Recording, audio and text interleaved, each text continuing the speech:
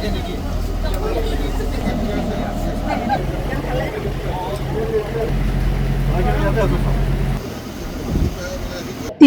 জিলাৰ নতুনকৈ গঠিত হোৱা নৱগঠিত মাকুম সমষ্টি আৰু মাকুম সমষ্টিৰ প্ৰথমজন বিধায়ক হ'ল সঞ্জয় কিষাণ আৰু এই মুহূৰ্তত সঞ্জয় কিষাণে নিজৰ যাত্ৰা আৰম্ভ কৰিছে তিনিচুকীয়া গুইজানৰ পৰা কৰদৈগুৰিলৈকে। যিহেতু তিনিচুকীয়া জিলাখন অতি পিছপৰা গৰাখহনীয়াৰ বাবে হৈ আছে আৰু গৰাখহনীয়াৰ যি কি সমস্যা, সেই সমস্যা কিন্তু পূৰ্বৰে সমস্যা যি আচলতে সকলো ভুগি আছে, কিন্তু এতিয়ালৈকে এই সমস্যাৰ সমাধান হোৱা নাই।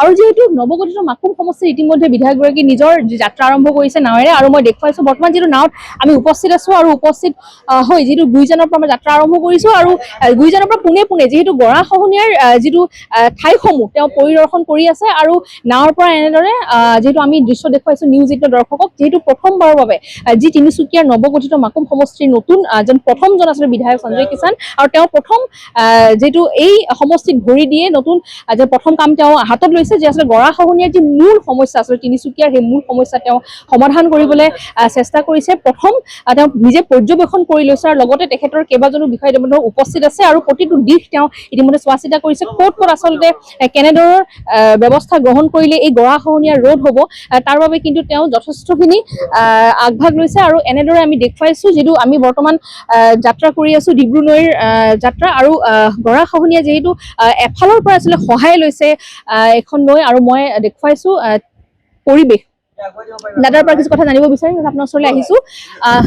নতুন সমষ্টি নৱগঠিত মাকুম সমষ্টি তিনিচুকীয়াৰ 6টাকৈ সমষ্টিৰ ভিতৰত আৰু প্ৰথম বিধায়কজন হৈছে আপুনি, যিটো ইতিহাসত লিখি থৈ যাব আৰু এই কথাষাৰ। আৰু কি ক'ব আপুনি, যিহেতু আজি প্ৰথম কাম আমি হাতত লৈছে গৰাখহনীয়া, যিটো মূল সমস্যা কিন্তু এইখন জিলাৰ সবে জীয়াটো ভুগি আছে ইমান দিনৰ পৰা, কি কৰিব? নিশ্চিতভাৱে উপাসনা, মই যেতিয়া মাত্ৰ 13-14 দিনৰ ভিতৰতে মাকুম সমষ্টিত আহি মই নিৰ্বাচন খেলিবলগীয়া হৈছিলে, তেতিয়া বিশেষভাৱে মাকুমবাসীক মই বহুবিলাক কথা কোৱাৰ লগতে আমাৰ এই গৰাখহনীয়া সমস্যাটো কেনেধৰণৰ সমাধান কৰিব পৰা যাব এই বিষয়বিলাক মই তেখেতসকলক কৈছিলোঁ আৰু আন্তৰিকতাৰে আমি কাম কৰাৰ প্ৰতিশ্ৰুতি তেখেতসকলক দিছিলোঁ। আৰু যাৰ কাৰণে আজি মই আমাৰ ৱাটাৰ ৰিচোৰ্চৰ অভিযন্তাসকলক লৈ পেলাই, মোৰ সতীৰ্থসকলক লৈ পেলাই মই গুইজানতে এই যাত্ৰা আৰম্ভ কৰিছোঁ। আমি খন্তেক পাছতে আমাৰ যিটো লাষ্ট সীমা কৰদৈগুৰিত আমি ভৰি দিম। গতিকে গুইজানৰ পৰা কৰদৈগুৰিলৈকে এই বৃহৎ এইটো অঞ্চল, গোটেইকেইটা অঞ্চলে আচলতে গৰাখহনীয়াৰ কবলত আছে।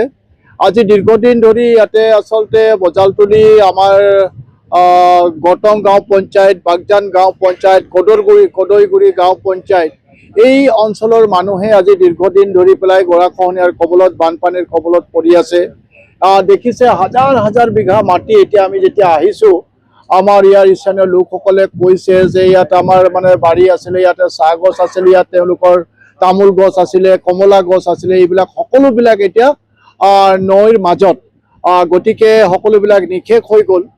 গতিকে এতিয়াও গৰাখহনীয়া চলিয়ে আছে। এতিয়া আহোঁতে আমি সকলোবিলাক যাই মন কৰিছোঁ। ইয়াৰ মাজত কথা এটা কওঁ, যিটো আপুনি দেখিছে কেইবাখনো গাঁও কিন্তু ইতিমধ্যে বিধ্বস্ত হৈ গৈছে, তেওঁলোকে নিজৰ ঘৰ এৰি থৈ আন জেগালৈ যাবলগীয়া হৈছে কেৱল গৰাখহনীয়াৰ কাৰণে, আপুনি যদি চাবলৈ পায়। হয়, সেইখিনি আজি আমি অধ্যয়ন কৰিবৰ কাৰণে আহিছোঁ। আৰু যিহেতু জুন জুলাই এই দুটা মাহ আটাইতকৈ ডাঙৰ প্ৰত্যাহ্বান হ'ব, গতিকে আজি আমি অধ্যয়ন কৰিছোঁ ইয়াক আমি কেনেধৰণৰ প্ৰটেকশ্যন কৰিব পাৰোঁ, আমি আগন্তুক দিনত কি ব্যৱস্থা গ্ৰহণ কৰিব লাগিব আৰু আমি কেনেধৰণৰ আঁচনি প্ৰস্তুত কৰিব লাগিব, যাৰ কাৰণে আমাৰ অভিযন্তাসকলো মোৰ লগত আহিছে। মই চেষ্টা কৰিম যাতে য'ত যেনেধৰণৰ প্ৰটেকশ্যনৰ ব্যৱস্থা কৰিব লাগে সেই হিচাপতে যাতে মই প্ৰটেকশ্যনৰ ব্যৱস্থাটো মই আগুৱাই লৈ যাব পাৰোঁ। তাৰ কাৰণে এই অধ্যয়নৰ যাত্ৰা আজি আমি প্ৰথম আৰম্ভ কৰিছোঁ, কাৰণ মই দীৰ্ঘদিন ধৰি তিনিচুকীয়া বিধানসভাৰ সমষ্টিত আছিলোঁ প্ৰায় 10টা বছৰ, আৰু তাত কোনো ধৰণৰ গৰাখহনীয়া বা বানপানীৰ সমস্যা একেবাৰে নাছিলে। আৰু সেইকাৰণে এটা নতুন সমষ্টিত নতুন অভিজ্ঞতা মোৰ হ'ব। হয়, গতিকে মই চেষ্টা কৰিম যিমান দূৰ পাৰোঁ এই ৰাইজক মই সহায় কৰিবৰ কাৰণে, এই ৰাইজক এনেধৰণৰ সমস্যাৰ পৰা পৰিত্ৰাণ দিয়াবৰ কাৰণে। আৰু মোৰ বিশ্বাস আছে মাননীয় মুখ্যমন্ত্ৰী ডক্টৰ হেমন্ত বিশ্ব শৰ্মা ডাঙৰীয়াৰ আশীৰ্বাদেৰে এই সমস্যাখিনি সমাধান কৰিবৰ কাৰণে নিশ্চয় মই সহযোগিতা পাম। আমাৰ বিভাগৰ নিশ্চয় সহযোগিতা পাম, ৰাইজৰ নিশ্চয় দিহা পৰামৰ্শ পাম আৰু এইখিনি আন্তৰিকতাৰে এই সমস্যাটো সমাধান কৰিবৰ কাৰণে মোৰ প্ৰয়াস থাকিব। হয়, এয়া আমি দেখুৱাইছো আৰু আমি যিহেতু আমি দেখুৱাই যাম, যিহেতু এনেদৰে নাৱৰে যাত্ৰা আৰম্ভ হৈছে ডিব্ৰু নৈৰ বুকুত, আচলতে তিনিচুকীয়াৰ পৰা কৰ্দৈগুৰিলৈ। আৰু কিন্তু বিধায়ক সঞ্জয় কিষাণৰ লগতে যিহেতু অভিযন্তা কেইবাজনো আহিছে, তেওঁলোকৰ লগত লৈ যিহেতু প্ৰতিটো দিশ তেওঁ চোৱা চিতা কৰিছে। আৰু এই যি সমস্যা, আচলতে তিনিচুকীয়া জিলাৰ পূৰ্বৰ পৰাই যি মূল সমস্যা হৈছে এই গৰাখহনীয়া, বিশেষকৈ নতুনকৈ প্ৰত্যাহ্বান আহি পৰিছে এই মাকুম সমষ্টিৰ বাবে। যিহেতু পূৰ্বৰ পৰাই ইতিমধ্যে সকলোৱে জানে যে গৰাখহনীয়া ৰোধ নকৰিলে হয়তো ভয়ংকৰ পৰিস্থিতি হ'ব পাৰে তিনিচুকীয়া জিলাখনৰ বাবে। আৰু আজি তাৰ বাবে যিহেতু নতুন তিনিচুকীয়াৰ সমষ্টি মাকুম, নৱগঠিত মাকুম সমষ্টিৰ প্ৰথমজন বিধায়ক সঞ্জয় কিষাণে আচলতে এনেদৰে তেওঁ অভিযন্তা সহ লৈ নিজৰ এটা টিম লৈ তেওঁ ওলাই আহিছে আৰু ইতিমধ্যে পৰ্যবেক্ষণ কৰিছে, প্ৰতিটো দিশ চোৱা চিতা কৰিছে।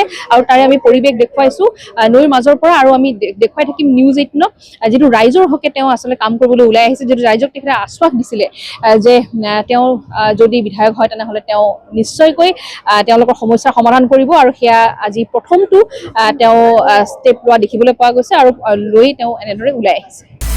আপুনি বিচৰা বাতৰি পাব কেৱল নিউজ 18 এপত। নিউজ 18 এপ ডাউনলোড কৰিবলৈ স্কেন কৰক এই QR কোড। গুগল প্লে ষ্টৰতো পাব এই নিউজ 18 এপ।